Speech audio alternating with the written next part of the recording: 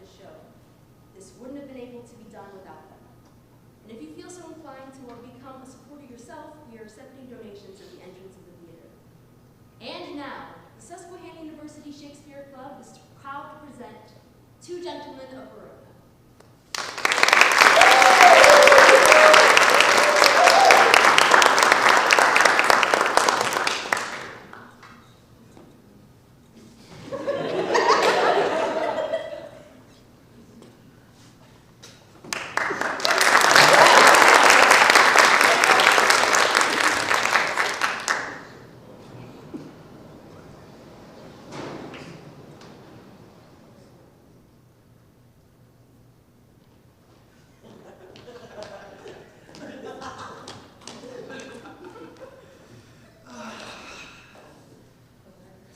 Persuade my loving Proteus, home-keeping youth have ever homely wits. Were not affection chains thy tender days to the sweet glances of thy honored love? Wilt thou be gone? Sweet Valentine, adieu. Wish me partaker in thy happiness when thou dost meet good hap. And in thy danger, if ever danger do come to thee, commend thy grievance to my holy prayers, for I will be thy beadsman, Valentine. And on a love book pray for my success? On some book I love, I'll pray for thee. To be in love, where scorn is bought with groans, if happily won, perhaps a hapless gain. If lost, why then a grievous labor won. However, but a folly bought with wit, or else a wit by folly vanquished. So, by your circumstance, you call me fool. So, by your circumstance, I fear you'll prove. 'Tis love you cavil at, I am not love. Love is your master, for he masters you. Oh. And he is so yoked by a fool, methinks should not be chronicled for wise. Once more, adieu. My father at the road expects my coming there to see me shipped. And thither will I bring thee, Valentine. Sweet Proteus, no. Now let us take our leave. To Milan let me hear from thee by letters of thy success and love, and what news else betideth here in absence of thy friend. And I likewise will visit thee with mine. All happiness perchance to be in Milan. As much to you at home. And so, farewell. He after honor hunts, I after love. He leaves his friends to dignify them more. I leave myself, my friends, and all for love. Oh, Julia, thou hast metamorphosed me, made me neglect my studies, lose my time, war with good counsel, set the world at naught, made wit with music weak, heart sick with thought. Sir Proteus, save you! Saw you my master? But now he parted hence to embark for Milan. 20 to 1 then, he is shipped already, and I have played the sheep in losing him. Indeed, a sheep doth very often stray, if the shepherd be a while away. But dost thou hear? Gavest thou my letter to Julia? Aye, sir, I, a lost mutton, gave your letter to her, a laced mutton. And then she, a laced mutton, gave me a lost mutton, nothing for my labor. Here is too small a pasture for such a store of muttons. If the ground be overcharged, you were best stick her. Nay, not you are astray, 'twere best pound you. Nay, sir, less than a pound shall serve me for carrying your letter. Come, open the matter in brief. What said she? Open your purse, that the money and the matter may be both at once delivered. Well, sir, here is for your pains. What said she? Truly, sir, I think you'll hardly win her. What? Why? Couldst thou perceive so much from her? Sir, I could perceive nothing at all from her. No, not so much as a ducat for delivering your letter. And being so hard to me that brought your mind, I fear she'll prove as hard to you in telling your mind. Give her no token but stones, for she's as hard as steel. What said she? Nothing? No, not as much as take this for thy pains. To testify your bounty, I thank you. You have testerned me. In requital whereof, henceforth, carry your letters yourself. And so, sir, I will commend you to my master. Go, begone, to save your ship from wreck, which cannot perish having thee aboard, being destined to a drier death on shore. I must go send some better messenger. I fear my Julia would not deign my lines, receiving them from such a worthless post.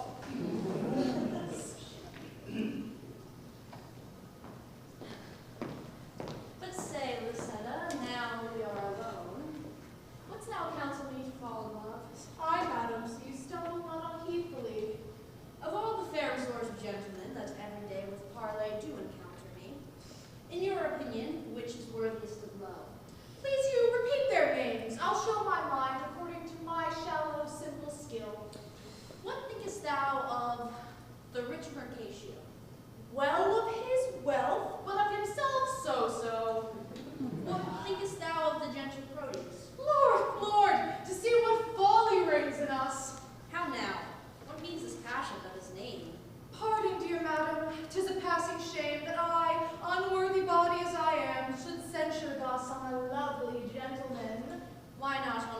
Proteus as of all the rest. Then thus, of many good, I think him best. Your reason? I have no other but a woman's reason. I think him so because I think him so. And wouldst thou have me cast my love on him? Aye, if you thought your love not cast away. Why, he of all the rest hath never moved me. Yet he of all the rest I think best loves you. His little speaking shows his love but small. Fire that's closest kept burns most of all. I would, I knew his mind. Peruse this paper, madam, To Julia, safe from whom? that the contents will show. Say who be with thee. Sir Valentine's page, and sent, I think, from Proteus. He would have given it you, but I, being in the way, did in your name receive it. Pardon the fault, I pray. There, take the paper, see if he return, or else return no more to my sight. Plead for loves deserves more fee than hate. Will you be gone, that you may ruminate? And yet I would, I had overlooked the letter, and were ashamed to call her back again and pray her to a fault for which I chid her. How angrily I taught my brow to frown when inward joy enforced my heart to smile. My penance is to call Lucetta back and ask permission for my fallen past. What ho, Lucetta? What would, your ladyship? Is it near dinner time? I would it were that you might kill your stomach upon your meal and not your maid. What is it that you go so gingerly? Nothing. Why didst thou stoop there? To take a paper up that I let fall. And is that paper nothing? Nothing concerning me. Then let it lie for those that it concerns. Madam, it will not lie where it concerns, unless it have a false interpreter. This babble shall not henceforth trouble me. Here is a coil of prostheses.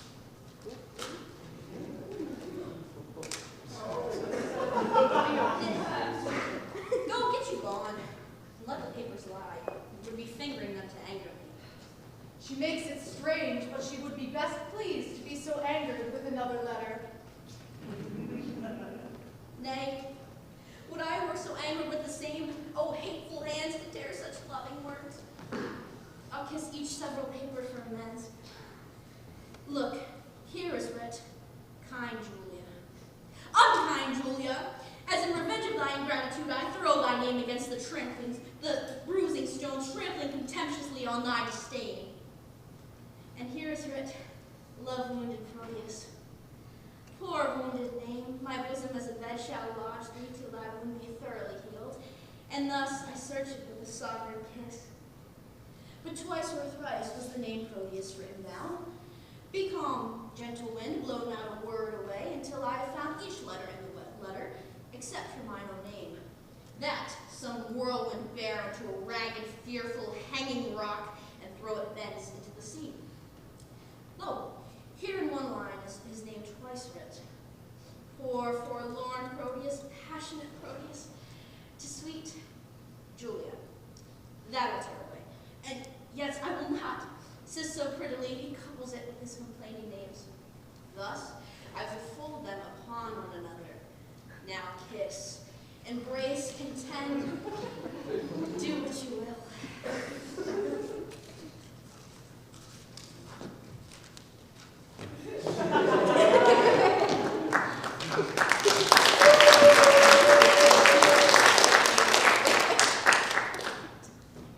Thus, our story is underway. So is our friend Proteus. He made the mistake of telling his father that a letter written from him by Julia was from Valentine. Hearing this, his father had sent Proteus to Milan to reconvene with Valentine and make something of himself. Sweet love, sweet line, sweet life. Here's her hand, the agent of her heart. Here's her oath for love, her honor's pawn. Oh, that our fathers would applaud our loves to seal our happiness with their consents. Oh, heavenly Julia. Thus have I shunned the fire for fear of burning, and drenched me in the sea where I am drowned. I feared to show my father Julia's letter, lest he should take exceptions to my love. And with the vantage of mine own excuse, he hath accepted most against my love. Oh, how this spring of love resembleth the uncertain glory of an April day, which now shows all the beauty of the sun, and by a cloud takes all away.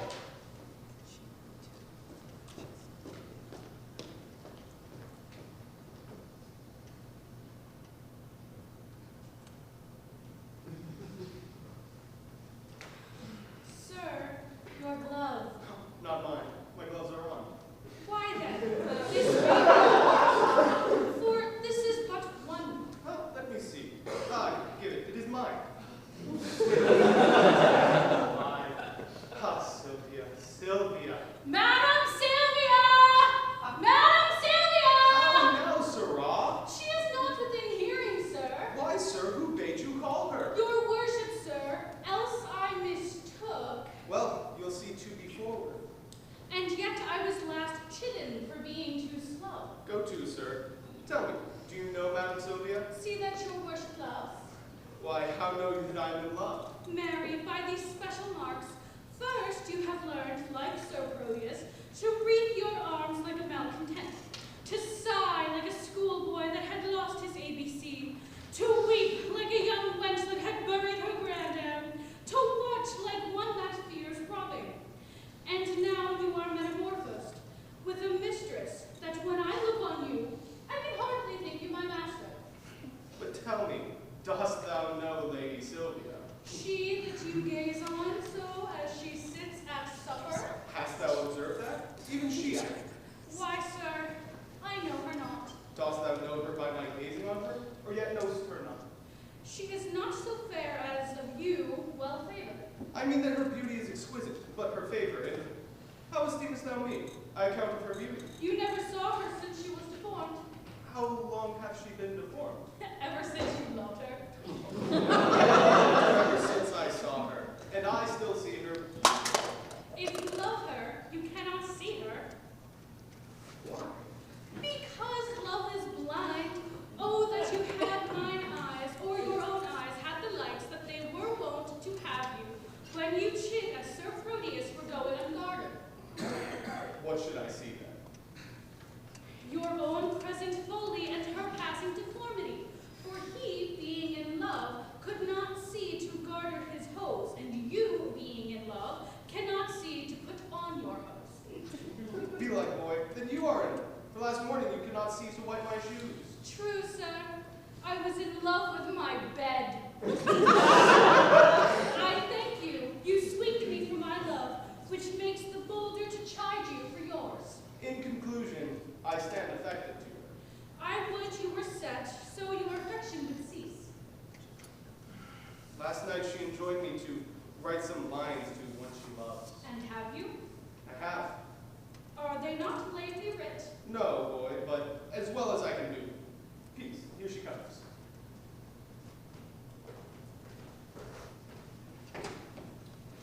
Oh, excellent motion! Oh, exceeding puppet! Now will he interpret to her.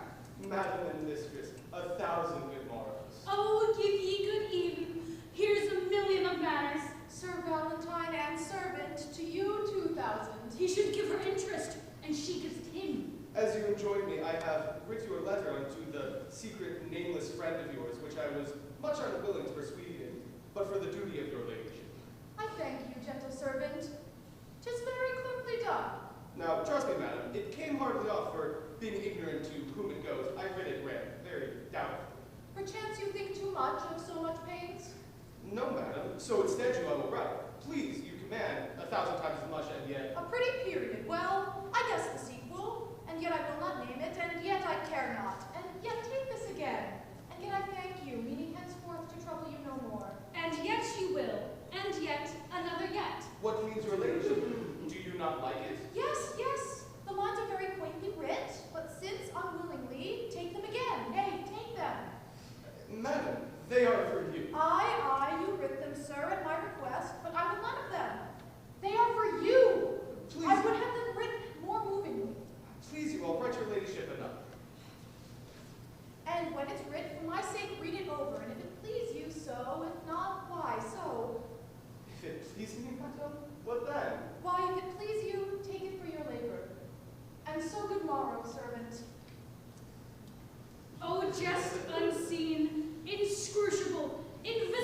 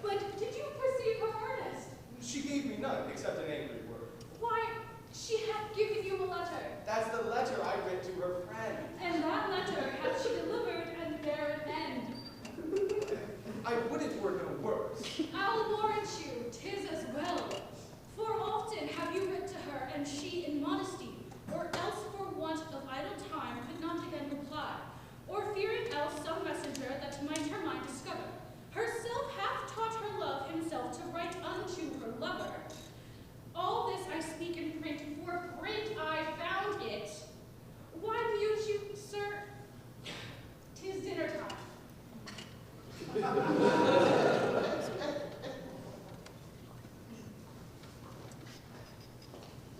patience, gentle Julia.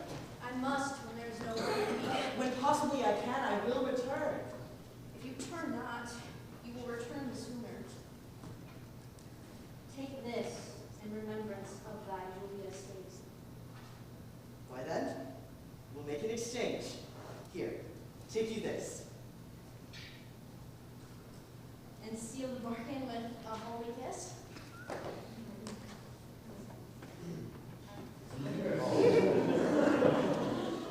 My father stays thy coming. Answer not. The tide is now.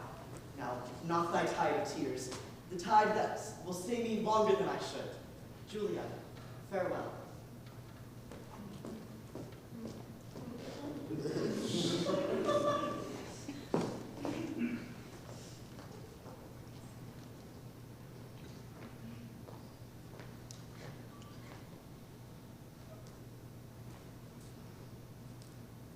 Nay, it'll be this hour ere I have done weeping. All the kind of bonzes have this very fault. I have received my proportion like the prodigious son and going with Sir Proteus to the Imperial's court. I think crap my dog, the sourest natured dog that lives. My father weeping, my mother wailing, our cat wringing her hands, yet did not this cruel-hearted cur shed one tear. He is a stone, very pebble stone, and has no more pity in him than a dog. Why, my grandam, having no eyes like you, wept herself blind at my parting. Nay, I'll show you the man.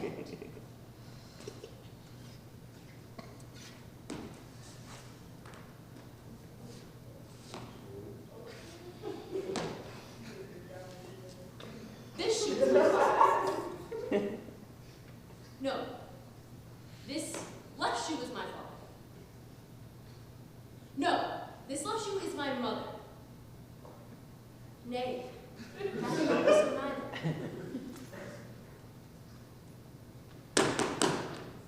Yes, it is so. It is so. It hath the worser soul.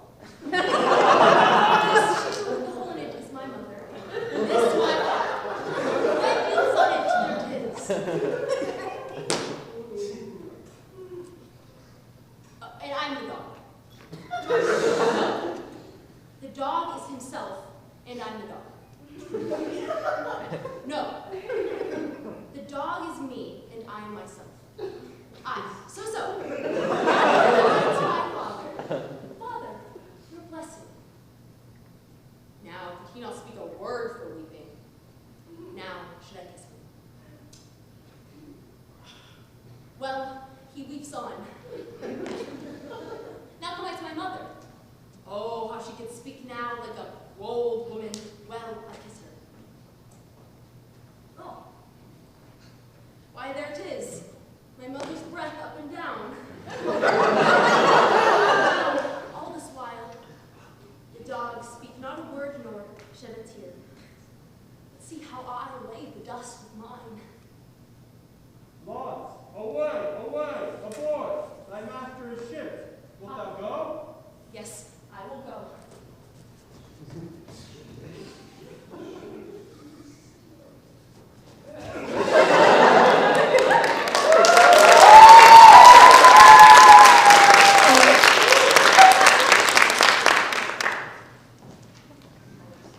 Servant? Mistress? Master, Sir Thuriel frowns on you. Hi, boy. It's for love. Not of you. Oh, my mistress, then. 'Twere good you knocked him. Servant, you are sad? Indeed, madam, I seem so. Seem you that you are not. Haply I do. So do counterfeits. So do you. What seem I that I am not? Wise. What instance of the contrary? Your folly. How quote you my folly? I quote it in your jerkin. My jerkin is a doublet. Then I double your folly. How? What, angry, Sir Thuriel? Do you change color? Give him leave, madam. He's a kind of chameleon. that hath more mind to feed on your blood than live in your air. You have said, sir. Aye, sir, and done too for this time. I know it well, sir. You always end ere you begin. A fine volley of words, gentlemen, and quickly shot off. 'Tis indeed, madam. We thank the giver. Who was that, servant? Yourself, sweet lady, for you gave the fire. Sir Thurio borrows his wit from your ladyship's looks, and spends what he borrows kindly in your company. Sir, if you spend word for word with me, I shall make your wit. I know it well, sir. You have an exchequer of words, and I think no other treasures to give your followers, for it appears by their bare liveries that they live by your bare words. No more, gentlemen, no more. This is the gentleman I told your ladyship had come along with me, but that his mistress did hold his eyes locked in her crystal looks. Belike that now she hath enfranchised them upon some other pawn for fealty. Nay, sure, I think she holds them prisoners still. Nay, then he should be blind, and being blind, how could he see his way to seek out you? Why, Lady Love hath 20 pairs of eyes. This sacred love hath not an eye at all. To see such lovers, Thurio, as yourself, upon a homely object, love can wait. Have done, have done. Here comes the gentleman. Welcome, dear Proteus. Mistress, I beseech you, confirm his welcome with some special favor. His worth is warrant for his welcome hither. If this be you, he oft have wished to hear from. Mistress it is. Sweet lady, entertain him to be a fellow servant to your ladyship. Too low a mistress for so high a servant. Not so, sweet lady, but you mean a servant to have a look of such a worthy mistress. Leave off discourse of disability. Sweet lady, entertain him to be your servant. My duty will I boast of, nothing else. And duty never yet did want his meed. Servant, you are welcome to a worthless mistress. I'll die on him that says so much yourself, That you are welcome? that you are worthless.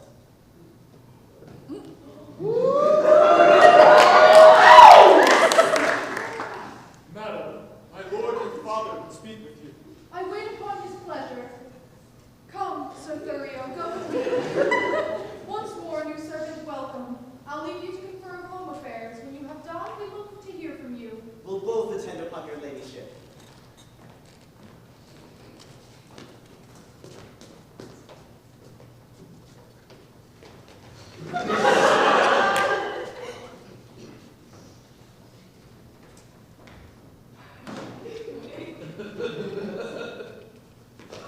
Now tell me, how do you from all whence you came? Your friends are well and have been much commended. And how do yours? I left them all in health. How does your lady, and how thrives your love? My tales of love were wont to worry you. I know you join not in a love discourse. Aye, Proteus, but that life is altered now. For in revenge of my contempt of love, love hath chased sleep from my enthralled eyes, and made them watchers of mine own heart's sorrow. Oh, gentle Proteus, love's a mighty lord, and hath so humbled me. Enough. I read your fortune in your eye. Was this the idol that you worship so? Even she, and is she not a heavenly saint? No. But she is an earthly paragon. Call her divine. Will not flatter her. Oh, flatter me, for love delights in praises. When I was sick, you gave me bitter pills, and I must minister the like to you. Pardon me, Proteus, all I can think is nothing to her whose worth makes other worthies nothing. She is alone. Then let her alone. Not for the world. Forgive me, for I do not dream of thee. Because thou seest me dote upon my love. My foolish rival that her father likes, only for his possessions are so huge, is gone along with her, and I must after, for love, thou knowest, is full of jealousy. But she loves you. Aye, and we are betrothed. Nay, more our marriage out, with all the cunning manner of our flight, the ladder made of cords, and all the means plotted and agreed on for our happiness. Good Proteus, go on with me to my chamber, in these affairs to aid me with thy counsel.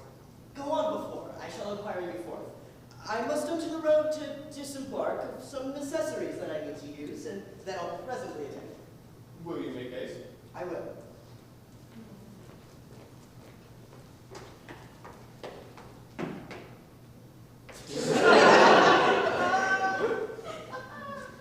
Even as one heat, another heat expels, or as one nail by strength drives out another. So the remembrance of my former love is by a newer object quite forgotten. In my eye are Valentine's praise that her true perfection, or my false transgression that makes me reasonless to reason thus. She is fair, And so is Julia that I love. That I did love. For now my love is gone. If I can check my erring love, I will. If not, to compass her, I'll use my skill.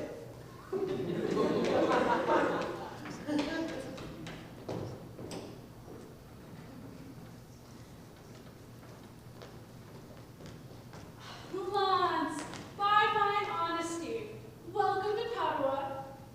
Forswear not thyself, sweet youth, for I am not God. I reckon this always, that a man can never be undone till he be hanged, nor is he welcome to a place till some certain shot be paid, and the hostess say welcome. Come on, you madcap. I'll to the alehouse with you presently, where for 1 shot of 5 pence, thou shalt have 5,000 welcomes. But, sirrah, how did thy master part with Madam Julia? Marry, after they close in earnest, they parted very fairly in jest. But shall she marry him? No, How then? Shall he marry her? no, neither. When? Are they broken? No, they are both as whole as fish. Why then? How stands the matter with them? Marry thus, if it stands well with her, it stands well with him. What an ass art thou? I understand thee not. What a block art thou, thou canst not. My staff understands me. What thou sayest? I and what I do too. Look thee, how but lean, and my staff understands me. It stands under thee indeed. Why, stand under and understand are all one. But tell me true, will it be a match? Ask my dog. If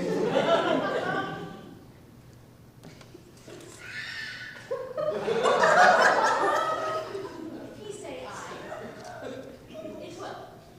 If he say no, it will. If he shake his tail and say nothing, it will.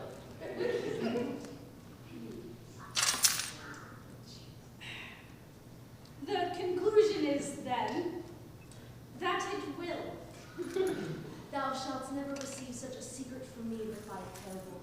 'Tis well that I get it so. But, Lance, how sayest thou that my master is not a notable lover? I never knew him otherwise. Then how? A notable lover, as thou reportest him to be. Why, thou horse and ass, thou mistakest me. Why, fool, I meant not thee, I meant thy master. I tell thee, my master is become a hot lover. Why, I tell thee, I care not though he burn himself in love. If thou wilt, go with me to the alehouse. If not, thou art not worth the name of a Christian. Wilt thou go? At thy service.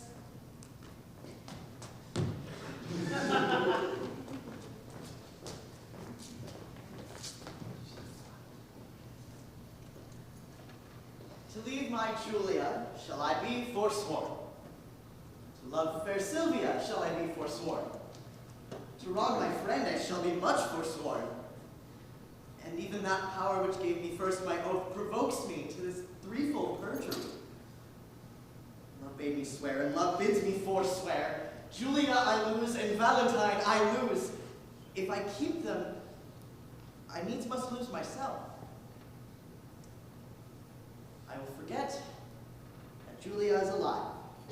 Remembering my love to her is dead.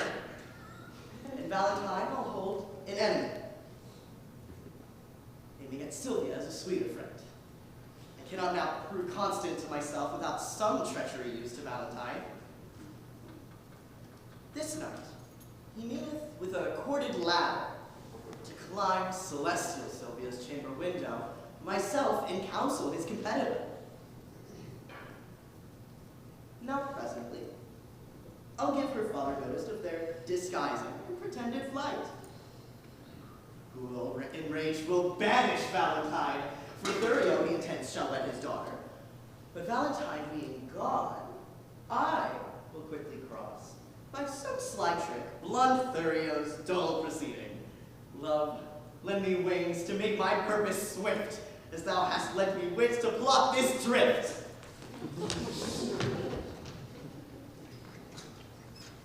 Counsel, Lucetta, gentle girl, assist me.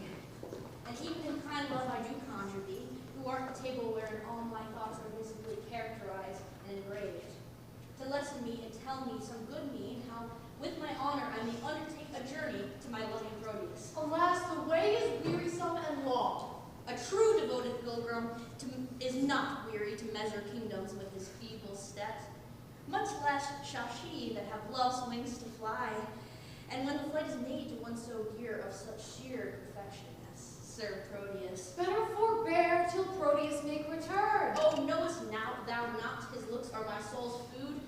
Pity the dearth that I have pined in by longing for that food so long a time. Didst thou but know the inly touch of love, thou wouldst as soon go kindle fire with snow as seek to quench the fire of love with words. I do not seek to quench your love's hot fire, but qualify the fire's extreme rage, lest it should burn above the bounds of reason. The more thou dampest it up, the more it burns. Let me go and hinder not my course. I'll be patient as a gentle stream and make a pastime of each weary step, till the last step have brought me to my love.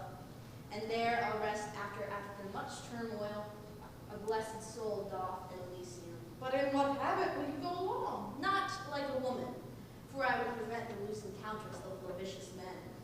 Gentle Lucetta, fit me with such weeds as may receive some well-reputed page.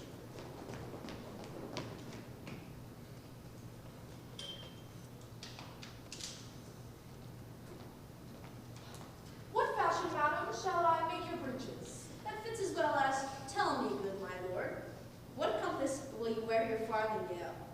Why, even what fashion thou best likes, Lucetta? You must have need of them with a codpiece, madam. Out, Lucetta, that would be ill-favored. A round hose, madam? Now's not worth a pin unless you have a codpiece to stick pins on.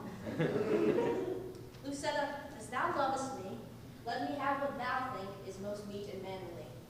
But tell me, wench, how will the world repeat me for taking such unstayed a journey? I fear it will make me scandalized. If you think so, then stay at home and go not.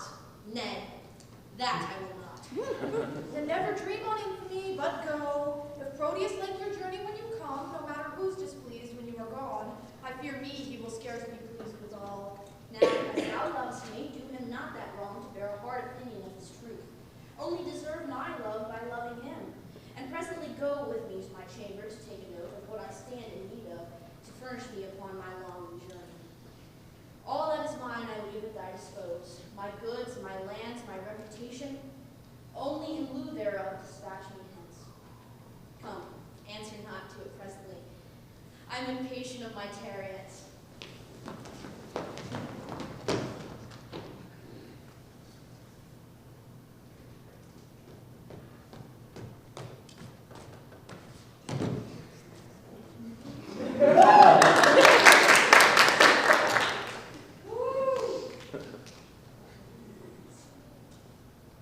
Proteus has told of me, Sir Valentine, this very night intends to steal away my daughter. This love of theirs myself have often seen, but fearing lest my jealousy might err and so unworthily disgrace the man, a rashness that I ever yet have shunned. I gave him gentle looks, thereby to find that which Proteus has now disclosed to me, and that thou mayest perceive my fear of this, knowing that tender youth is soon suggested, I nightly lodged her up in an upper tower, the key whereof myself have ever kept, and thence she cannot be conveyed away. However, I have heard Valentine her chamber window will ascend, and with a corded ladder fetch her down, for which the youthful lover now is gone, and this way comes he with it presently. Sir Proteus has told me of such, and to honor him upon mine honor, Valentine shall never know that I had any light from thee of this.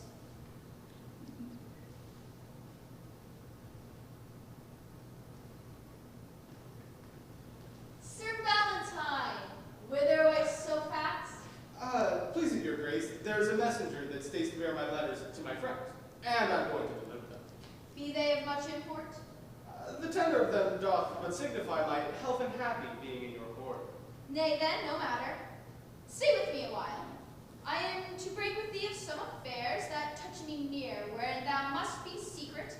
'Tis not unknown to thee that I have sought to match my friend Sir Thurio to my daughter. I know it well, my lord, and sure the match were rich and honorable. Besides, the gentleman is full of virtue, bounty, worth, and qualities beseeming such a wife as your fair daughter. Cannot your grace win her to fancy him? No, trust me. She's peevish, proud, disobedient, stubborn, lacking duty, neither regarding that she is my child, nor fearing me as if I were her father. I am now full resolved to take a wife and turn her out to those who will take her in, then let her beauty be her wedding dower. For me and my possession she esteems not. What would your grace have me to do with this? There is a lady in Verona here, whom I affect, but she is nice and coy, and not esteem my aged eloquence. Now, therefore would I have thee to my tutor, for long agone I have forgotten to court. Besides, the fashion of the time has changed. How in which way may I bestow myself to be regarded in her some bright eye? Win her with gifts, and if she not respect words. Dumb jewels often in their silent kind more than quick do move a woman's mind. That man that hath a tongue, I say, is no man, if without his tongue he cannot win a woman. But she, is promised by her friends unto a youthful gentleman of worth, and kept severely from the resort of men, that no man hath access by day to her. Why, then I would resort to her by night. Aye, but the doors be locked and keys kept safe, that no man hath recourse to her by night. What lets but one may enter at her window? Her chamber is a loft, far from the ground, built so shelvingly that one cannot climb it without apparent hazard of his life. Why, then a ladder quaintly made of cords to cast up, with a pair of angry hooks, would serve to scale another hero's tower. So bold Leander would venture. Now, as thou art a gentleman of blood, advise me where I may have such a ladder.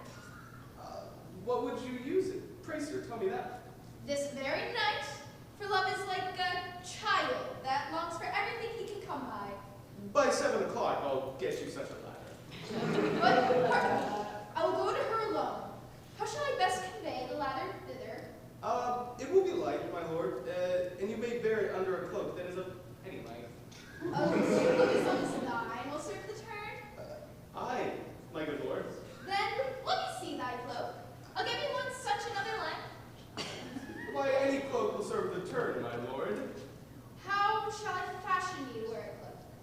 I pray thee, let me feel thy cloak upon me. What letter does this say? What's here? To Sylvia? And here to enter fit for my proceeding, I'll be so bold to break the seal for once. My thoughts to harbor with my Sylvia nightly. What's here? Sylvia, this night I will enfranchise thee. 'Tis so. Here's the ladder with purpose. Go, base intruder, bestow thy fawning smiles on equal mates, and think my presence more than thy dear is privileged by thy departure hence. By heaven my wrath shall far exceed love I ever bore my daughter or thyself. Begone! I will not hear thy vain excuse, but as thou lovest thy life, make speed from hence.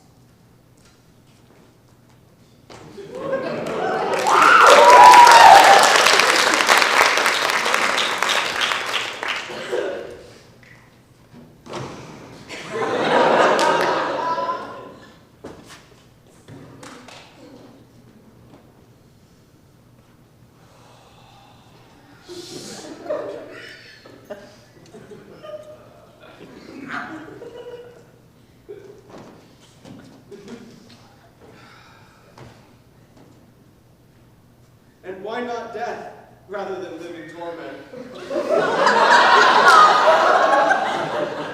To die is to be banished from myself, and Sylvia is myself. Banished from her is self from self, a deadly banishment. What light is light if Sylvia not be seen? Unless I look on Sylvia in the day, there is no day for me to look upon. She is my essence. If I be not by her fair influence, fostered, illuminated, cherished, and kept alive. If I fly by death, to fly his deadly broom, tarry I here. I but attend on death. But fly I hence. I fly away from life. Run, boy. Run and seek him out. So home, so home, so home. What's this about? Him we go to find.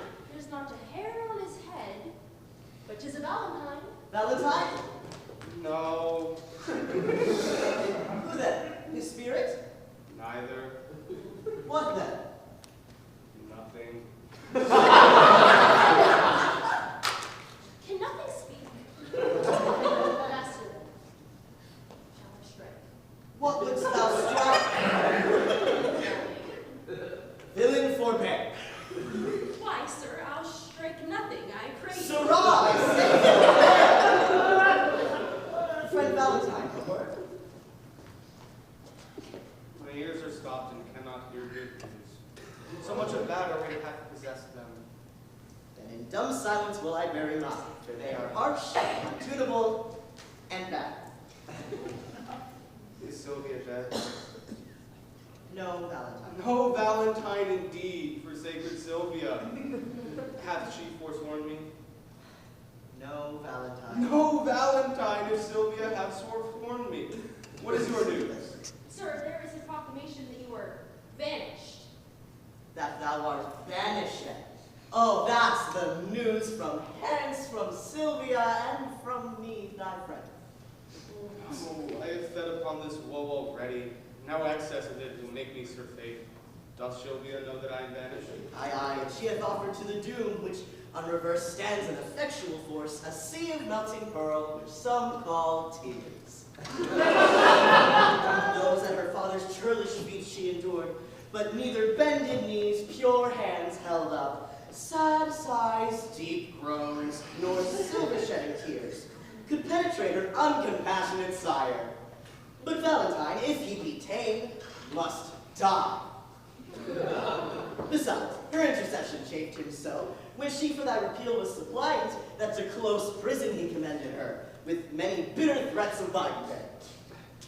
No more, lest the next word that thou speakest may have some malignant power upon my life. If so, I pray thee, breathe it in my ear, an ending anthem of my endless dole. Cease to lament for that thou canst not help, and study help for that which thou lament'st. Time is the nurse and breeder of all good.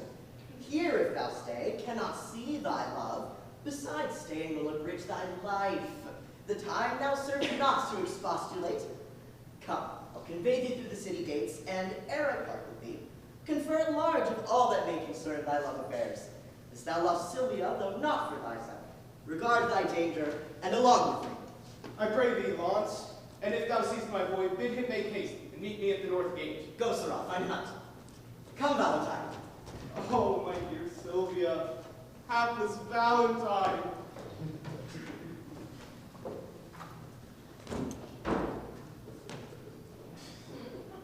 I am but a fool, look you. But I have the wit to think my master's kind of a knave. But that's all one if he be but one knave. He lives not now that knows me to be in love, and yet I am in love. But a horse shall not pluck that from me, nor 'tis who I love, and yet 'tis a woman. Here's a catalog of condition. Item, she can milk. Sweet virtue in a maid with clean hands. How now, Senor Launce? What news with your mastership? With my mastership, why, it is at sea. Well, girls, I still mistake the word. What news, then, in your paper?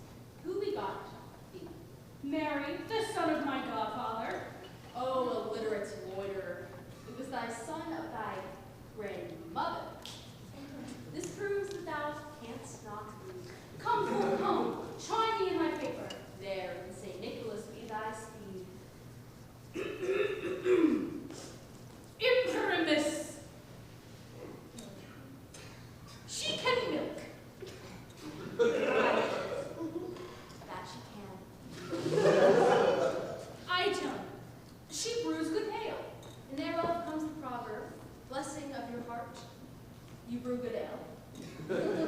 Item, she can knit. What need a man pair a stock with a wench when she can knit him a stock? Item, she can spin. Then may I set the world on wheels when she can spin for her living. Item, she hath many nameless virtues. That's as much to say, bastard virtues, that indeed know not their fathers, and therefore have no names. Here follow her vices.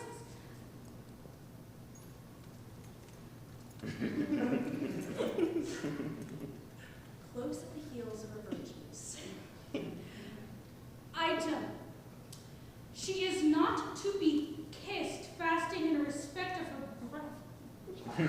Well, that may be mended with a breakfast.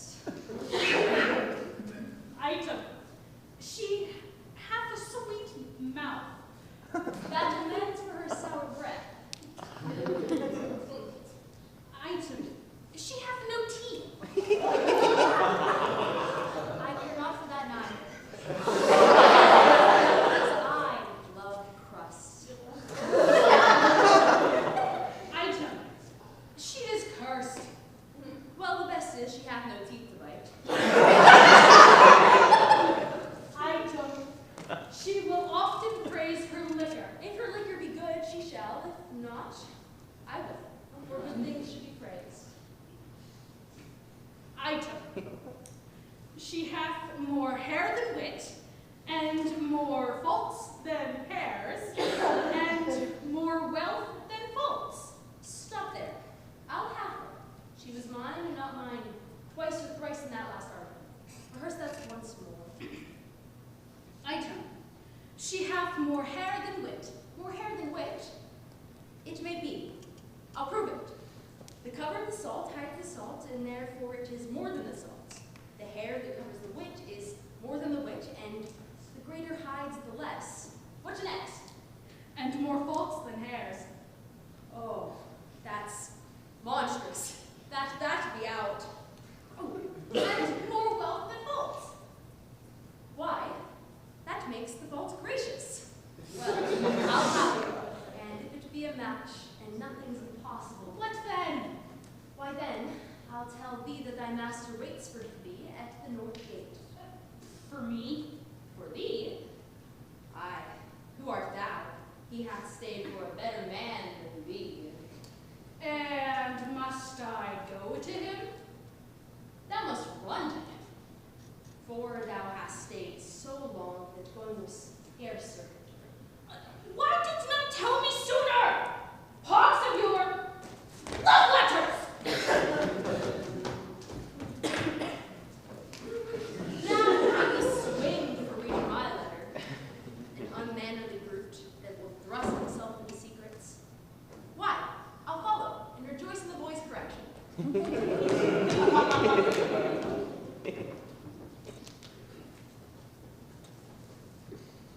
Sir Thurio. Now Valentine is banished from her sight. She despised me most, forsworn my company and railed at me. And I am desperate of obtaining her. This weak empress of love is as a figure, trenched in ice. A little time will melt her frozen thoughts, and worthless Valentine shall be forgot. How now, Sir Proteus? Is your countryman, according to your proclamation, gone? Gone, my good lord. My daughter takes us going grievously. Ah, a little time, my lord, will kill that grief. So I believe, but Thurio thinks not so. Thou knowest how willingly I would effect the match between Sir Thurio and my daughter. What might we do to make the girl forget the love of Valentine and love Sir Thurio? The best way is to slander Valentine. Falsehood, cowardice, and poor descent. 3 things that women kindly hold in hate. I have spoken hate. If his enemy deliver it, therefore it must with circumstance be spoken by whom she esteemeth as his friend. Then you must undertake to slander him. And that, my lord, I shall be loath to do. 'Tis an ill office for gentlemen, especially against his very friend. Where your good words cannot advance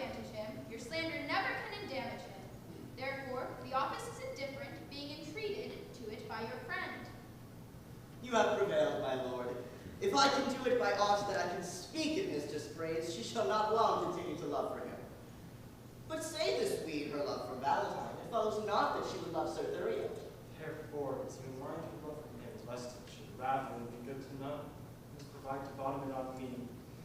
It must be done by praising me, as you in worth dispraise Sir Valentine. And Proteus, we dare trust you in this kind because we know from Valentine's report you are already love's firm votary and cannot soon revolt to change your mind. Upon this warrant shall you have access where you with Sylvia may confer at large, for she is melancholy, and for your friend's sake will be glad of you, where you may temper her by your persuasion to hate young Valentine and love my friend.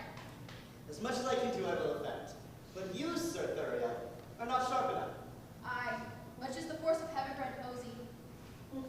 Say that upon the altar of her beauty, you sacrificed your tears, your sighs, your heart, for Orpheus's lute was strung with poet sinews, whose golden touch could soften steel and stones. Visit by night your lady's chamber window, with some sweet consort, so their instruments tune a deploring dumb. The night's dead silence will well become such plain grievances. This, or else nothing will inherit her. This discipline shows thou hast been in love. My advice this night I'll put in practice. Therefore, sweet Proteus, my direction giver, let us into the city presently, to sort some gentlemen well skilled in music. I have a sonnet that will serve the turn to give the onset to that good advice. About it, gentlemen. We'll wait upon your grace till after supper, and afterward determine our proceedings. Even now about it. I will pardon you.